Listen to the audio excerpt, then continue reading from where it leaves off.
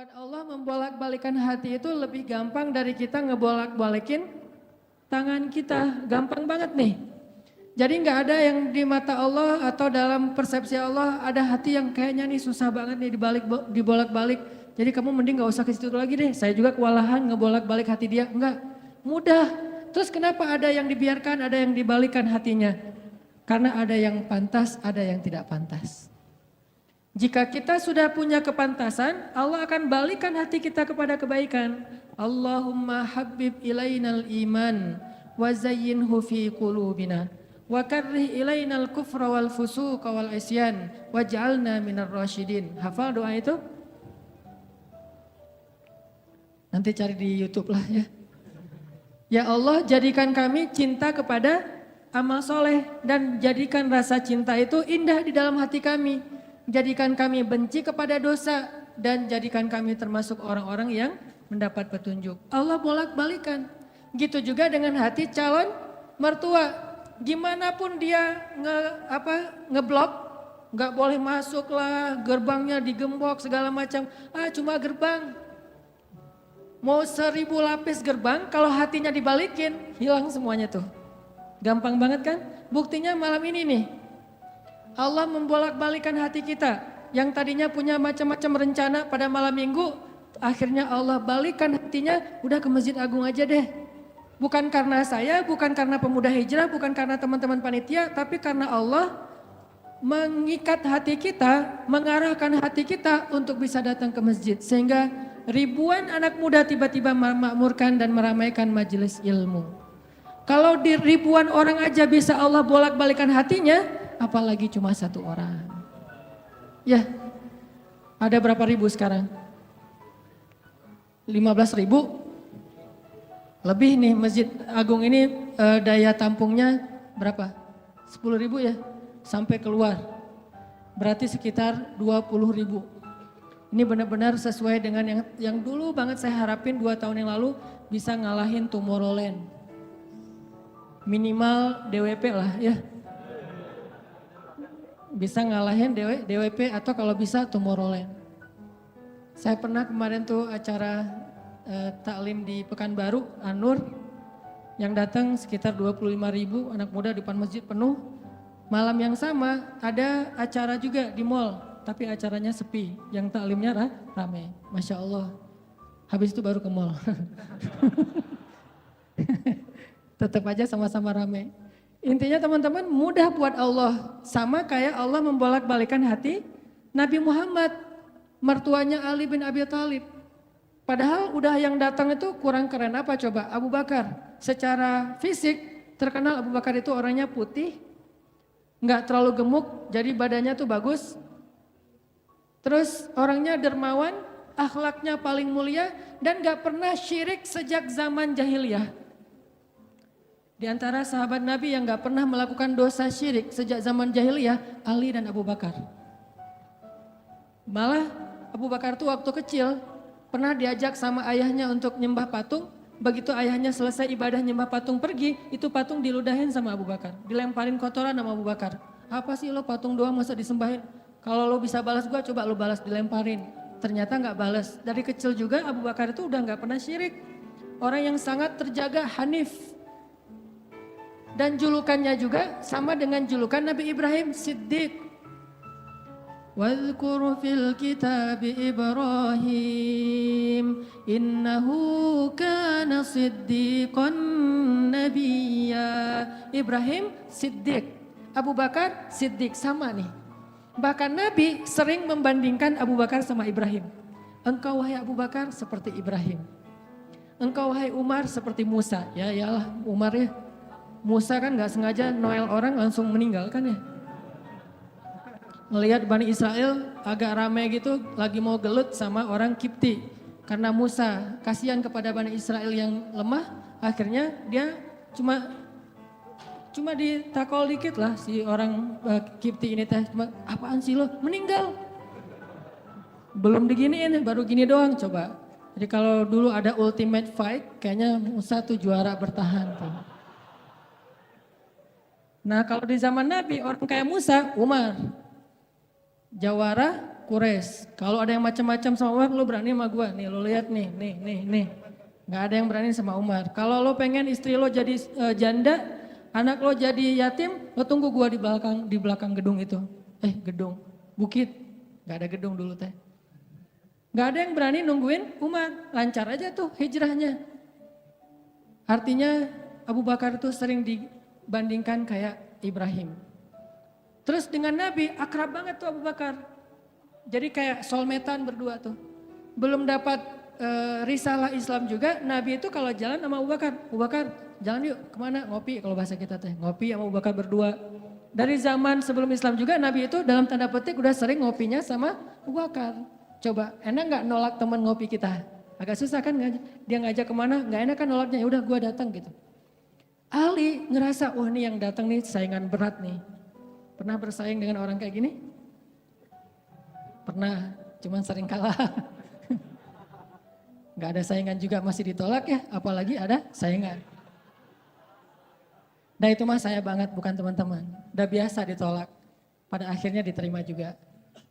Karena saya gak mau menyerah. Datang Abu Bakar, mau ngelamar Fatimah. Ali pas tahu berita itu, ya udahlah berarti pupus harapan.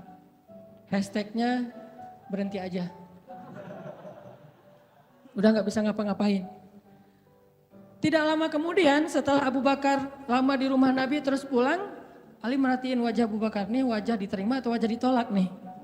Ternyata dapat kabar Abu Bakar ditolak sama Nabi. Yes, kata Ali. Abu Bakar ditolak sama Nabi. Cuman sisi lain, Ali makin gak pede. Kalau Abu Bakar aja ditolak, siapa saya? Bahkan lebih ditolak lagi. Jangan-jangan belum sampai di pintu juga, udah Ali pulang aja deh. Abu Bakar aja ditolak. Yang kurang apa coba? Akhlak luar biasa, agama terbaik. Bahkan umat Islam paling baik imannya tuh. Dan amal solehnya Abu Bakar. Gak ada tandingan lah. Mau ngelihat surganya di akhirat. Orang kaya di dunia dan kaya di akhirat tuh Abu Bakar tuh. Ada orang yang di dunia miskin, di akhirat kaya. Di akhirat miskin, di dunia kaya. Kalau Abu Bakar, dunia akhirat kaya. Surganya Abu Bakar tuh dikelilingin sama Jibril. Jadi Jibril lagi pengen ngukur surganya Abu Bakar. Terbang setahun. Udah setahun terbang, itu baru di pinggirnya surga Abu Bakar. Belum sampai ke tengah. Padahal Jibril itu kecepatannya lebih tinggi daripada kecepatan cahaya. Bayangin, udah setahun perjalanan cahaya baru di pinggir surganya Abu Bakar. Belum juga masuk, belum sampai ke alun-alunnya surga Abu Bakar. Baru juga perbatasan coba. Kurang apa Abu Bakar? Ditolak sama Nabi. Duh, makin gak pede, kata Ali. Cuma gak pakai, bukan orang Sunda soalnya. Gak lama kemudian datang lagi. Cowok keren, jawara Mekah, Umar datang. Assalamualaikum. Suaranya agak-agak gitulah. Walaupun susah nirunya, cempreng soalnya. Assalamualaikum, waalaikumsalam kata Nabi datang. Pas diintip sama Ali, tanya-tanya ke teman-temannya, ada berita apa nih trending topik. Ternyata trending topik di Twitter, Umar melamar Fatimah. Wah rame lagi viral di mana-mana. Makin, saingannya berat-berat gini gak ada yang di bawah saya gitu yang datang, biar saya agak-agak pede gitu. Ternyata Umar pulang juga ditolak lagi sama Nabi. Ali yes tapi tuh gimana ya kalau Umar aja ditolak yang paling kuat bisa menjaga Fatimah banget kan. Kalau ada apa-apa Fatimah tenang aja ada gua. Naik motor berdua sama Umar gitu kan zaman kita mah ya. Sengaja gak bawa jas hujan. Kalau udah hujan buka baju kasih ke ceweknya. Gak pakai baju memotoran. Cowok banget lah itu mah ya. Pulang-pulang sampai ke rumah minum antangin. Umar tuh jawarannya, Nabi kan pasti tenang banget ngasih anak ke orang kayak Umar. Keluar dia singa, di dalam dia kucing Anggora. Maksudnya apa? Dia tuh gak pernah kasar sama istrinya, walaupun dia keras kepada musuhnya.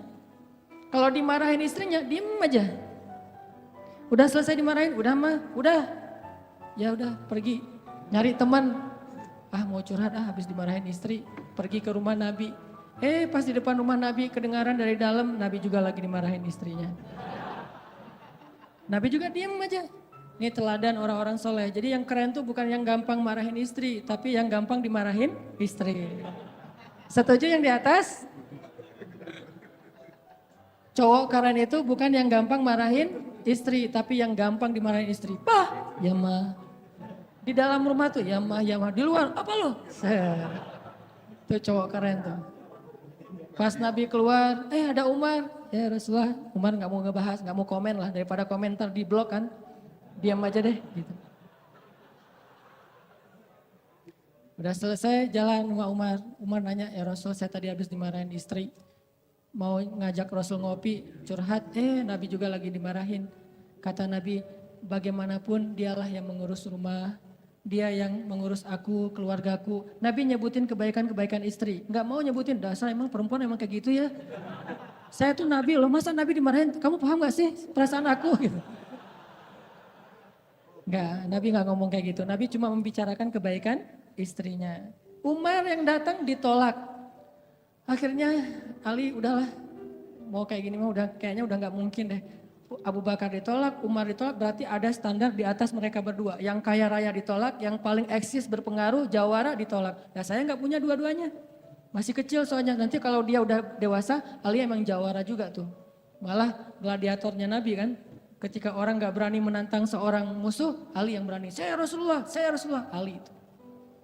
Akhirnya Ali diam-diam aja, udah nggak mau ngebahas lagi tentang Fatimah. Udah aja tutup bab tentang Fatimah. Sekarang yang lain aja deh. Tapi teman-temannya ngegojlokin terus. Ali.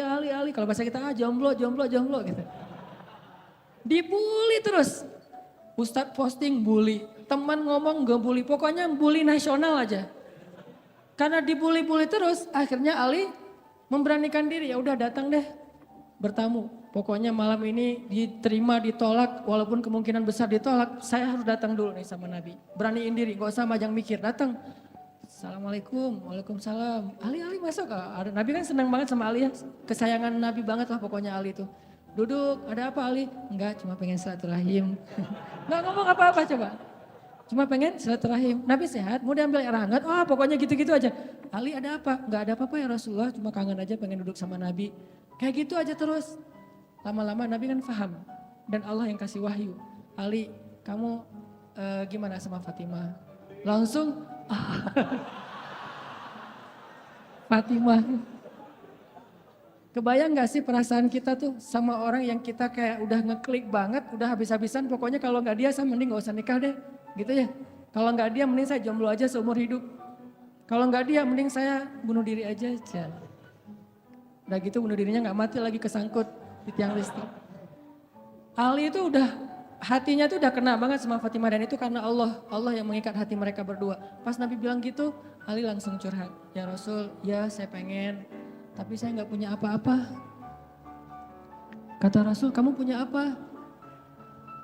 Saya di rumah tuh cuma punya 3 barang. 1 pedang, 1 onta, 1 baju besi.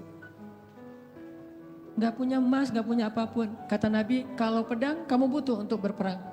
Onta kamu butuh untuk mengangkut air. Ya udah deh baju besi aja, bawa ke sini baju besinya untuk jadi mahar buat Fatimah. Beneran Rasul baju besi? Itu bajunya besi loh Rasulullah, bukan yang tangan kayak gitu apa cincin. Gak apa-apa kata Rasulullah.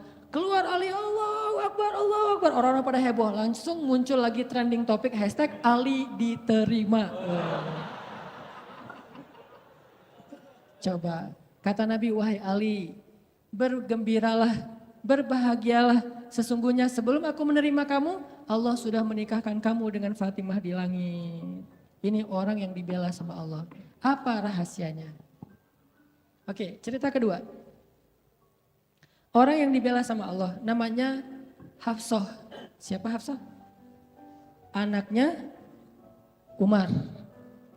Hafsah itu artinya singa betina. Jadi bapaknya singa jantan, anaknya singa betina, sama-sama luar biasa nih. Hafsah istri Nabi, salah satu di antara istri Nabi yang solehah. Suatu hari nggak tahu gimana ceritanya, ada masalah antara Nabi dengan Hafsah. Ini nggak dibahas di dalam teks hadis apa masalahnya dan kita nggak usah kepo ya. Pokoknya ada masalah aja antara Nabi dengan Hafsah, sehingga Nabi terpaksa menceraikan Hafsah. Diceraikan Hafsah secara baik-baik, lalu Hafsah disuruh diantar kembali ke rumah orang tuanya kepada Umar bin Khattab. Baru aja Nabi pulang, Allah mengutus Jibril. Jibril datangin Muhammad. Jibril turun mengatakan, ya Rasulullah, wahai Nabi Muhammad, rujuklah Hafsah. Sesungguhnya Hafsah adalah istrimu di dunia, dan istrimu di surga. Coba bayangin. Nabi nih yang menceraikan Hafsah, tapi Allah dan Jibril ngebelain Hafsah. Berarti Allah ngebelain banget nih cewek. Cewek gimana sih kok dibelain banget sama Allah, begitu suaminya emosi, tiba-tiba nggak sengaja ngomongin, ya udah kita jalan sendiri-sendiri aja. Allah yang ngasih pertolongan, Allah yang ngebelain si cewek ini.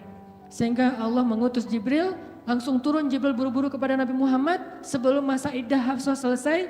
Lalu Jibril mengatakan, rujuklah Hafsah, sesungguhnya dia istrimu di dunia dan istrimu di surga. Akhirnya Nabi pun merujuk Hafsah. Apakah Hafsah marah-marah kepada Nabi Muhammad? Enggak. Apakah Hafsah mengutus Umar? Kan ayah tuh jawara, udah datengin dong Rasulullah tuh mau carain saya enak aja. Enggak mengandalkan makhluk sama sekali. Hafsah cuma gini, ya Allah, saya yang salah bukan Rasulullah. Tapi saya tidak bisa hidup tanpa Rasulullah, dia adalah cinta sejati saya. Allah langsung, ya benar Hafsah, udah gua turunin sih. Jibril turun. Jibril turun nih coba. Ya Rasulullah, rujuk Hafsah, dirujuk. Apa rahasia orang cewek sekeren Hafsah sampai dibelain dari langit ketika dia bercerai sama suaminya? Kisah yang ketiga, cewek juga dibelain sama Allah sampai turun ayat. Kalau tadi dua cerita tidak turun ayat, cuman ilham atau wahyu dalam bentuk isyarat. Kalau sekarang sampai turun ayat loh. Yang ada di dalam surat Curhat. Teman-teman tahu surat Curhat? Surat Al-Mujadalah. Kan terjemahan dari Mujadalah curhat kan ya? Jadi kalau kita pengen lihat curhat itu juga ada di dalam Al-Quran. Bahkan jadi nama surat Curhat. Al-Mujadalah atau Al-Mujadilah. Siapa yang dikisahkan di dalam surat itu? Coba teman-teman buka surat Al-Mujadalah, surat 58 ayat 1. Yang punya aplikasi Al-Quran di handphonenya, coba buka surat 58 ayat 1, Al-Mujadalah. Kita lihat nih, gimana Allah ngebelain seorang cewek yang disebut di dalam ayat itu. Saya bacain ya. A'udzu billahi minasy syaithanir rajim. Yuk bareng-bareng.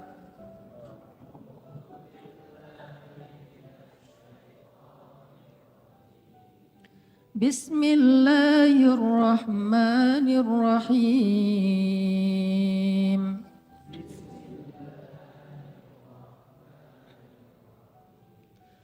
Qad sami'a Allahu qawla allati tujadiluka fi zawjiha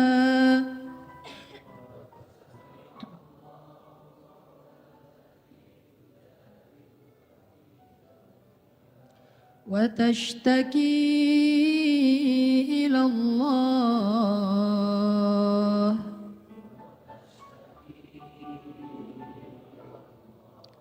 wallahu yasma'u tahawurakuma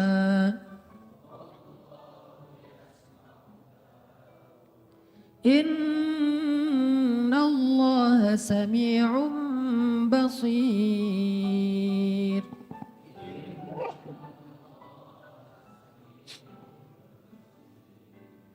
Sungguh Allah telah mendengar ucapan seorang perempuan yang meminta nasihatmu tentang suaminya. Dan dia curhat kepada Allah. Dan Allah mendengar percakapan kalian berdua. Sesungguhnya Allah maha mendengar, lagi maha melihat. Siapa cewek ini? Namanya Khawlah bintu Sa'labah. Namanya Khawlah, catat tuh. Biar kita kalau ngegosip, gosipnya tentang sahabat. Siapa istri Nabi ini gosip ya? Tapi gosip yang benar. Siapa istri Nabi yang pintar masak? Jarang dengar kan? Istri Nabi yang pintar masak namanya Zainab. Ummu Salamah. Istri Nabi yang pintar masak namanya Ummu Salamah. Kalau di zaman kita mah jadi Ummu Salamah Cake, punya brand. Pokoknya kalau Ummu Salamah udah masak, Nabi itu senang banget. Masakan kesukaan Nabi itu dimasakin sama Ummu Salamah. Nah sekarang kita ngebahas cewek lain nih yang dibela sama Allah pas dia lagi ada masalah dengan suaminya, namanya Khawlah bintu Sa'labah. Apa yang terjadi? Khawlah tuh diuji dengan punya suami pemarah. Orangnya tuh gampang bete, gampang marah-marah. Pokoknya kalau udah jalan sama suaminya, di jalan dia marah-marah aja. Sama supir angkot marah, sama motor marah, marah aja kerjaannya. Dasar nih orang gak bisa nyetir, dasar nih angkot, dasar. Kerjaannya marah-marah. Dan kalau istrinya salah dikit, dimarahin sama suaminya. Sampai suatu saat, saking suaminya ini udah marah dan emosi banget, suaminya pun menzihar khaulah. Apa menzihar? Menzihar itu menyebutkan istri seolah-olah jadi ibu sehingga dia menjadi haram buat suaminya, kayak ditalak 3 gitu. Kamu buat saya seperti ibu saya, berarti udah nggak bisa lagi jadi suami istri, udah jadi kayak ayah ibu dan anak. Itu tradisi Arab jahiliyah.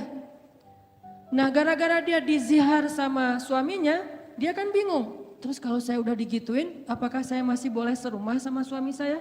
Masih boleh tidur bareng dengan suami saya? Kan bingung nih. Minta nasihat dan fatwa kepada kiainya. Waktu itu adalah Rasulullah SAW. Datang nih kaulah ke Nabi dalam wajah yang sedih. Baru dizihar, ditalak 3 sama suaminya, dia datang, ya Rasulullah. Apa hukum seorang suami yang mengatakan kepada istrinya, engkau bagiku seperti punggung ibuku.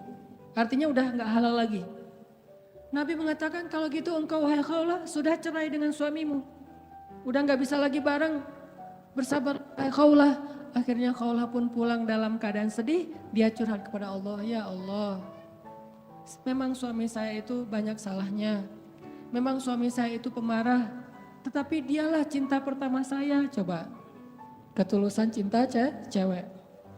Dialah cinta pertama saya dan dia gimana bisa hidup, siapa yang akan ngerawat dia kalau dia menceraikan saya? Selama ini yang ngerawat dia cuma saya. Ya Allah bagaimana ini? Watashtaki ilallah. Minta nasihat kepada manusia tapi curhat kepada Allah, itu ayatnya tuh.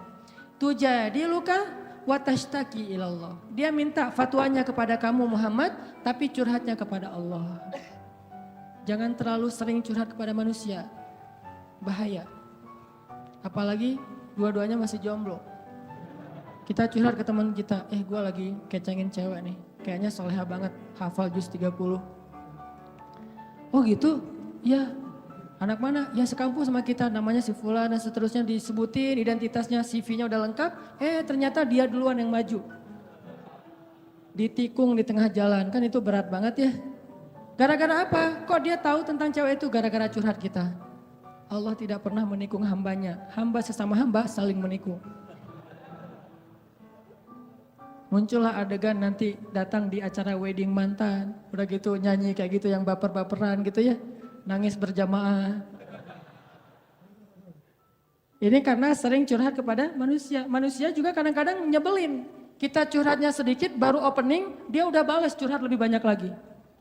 Gua habis diputusin. Caranya nggak enak lagi tuh. Gimana nggak enak? Dia cuma ngomong gini, kita jadi adik kakak aja ya. Kan berat banget buat gua. Oh gitu, lu masih mending. Gua lebih parah dari itu. Cerita dia tuh. Akhirnya dia yang curhat sama kita. Itu ke manusia. Kalau ke Allah nggak gitu. Allah maha sami'un, maha mendengar.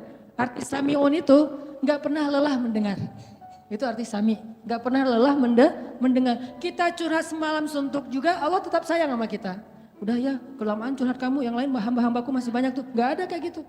Makin kita lama curhat sama Allah, makin Allah sayang sama kita. Makin kita lama curhat kepada manusia, makin dia sebel sama kita.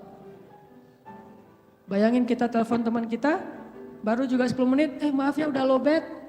Maaf ya gue harus ngangkat jemuran. Maaf ya dan seterusnya. Manusia, tapi Allah sami'un, maha mendengar. Arti maha mendengar ini, Allah tuh gak pernah bosan ngedengerin curhat hambanya. Jadi bukan hanya dia ambil dari angle Allah maha mendengar segala ucapan kita, bukan cuma itu angle-nya. Ambil angle-angle yang motivasi. Ternyata Allah itu gak pernah bosan, gak pernah capek ngedengerin curhat kita. Jadi kalau kita pengen curhat yang panjang, yang gak akan pernah dicuekin. Kadang-kadang kita curhat lewat telepon ke teman kita, di loudspeaker dia ngapain gitu ya. Kok gak ada suara dia, kok diam-diam aja. Kamu dengar kan? Dari jauh dia langsung lari, iya dengar, terus pergi lagi. Kita ngomong sendiri, teleponnya ditaruh di atas bantal, dia pergi. Itu manusia, Allah enggak. Wa idza sa'alaka ibadi anni fa inni qarib. Kalau kita tanya ke Allah pengen curhat, Allah bukan menjauh. Apa-apa, sini, dekat. Allah malah mendekat pada kita. Apa? Wahai hambaku ada apa? Kalau teman kita menjauh, kalau Allah mendekat coba. Sami'un qaribun. Orangnya tuh qarib. Kalau bahasa kita karib, akrab orangnya. Bukan orangnya, zatnya. Allah itu zatnya akrab. Asik gitu. Nggak bakalan nyebelin. Allah gitu banget sih, saya udah capek-capek curhat semalaman ternyata nggak didengar. Nggak, sami'un.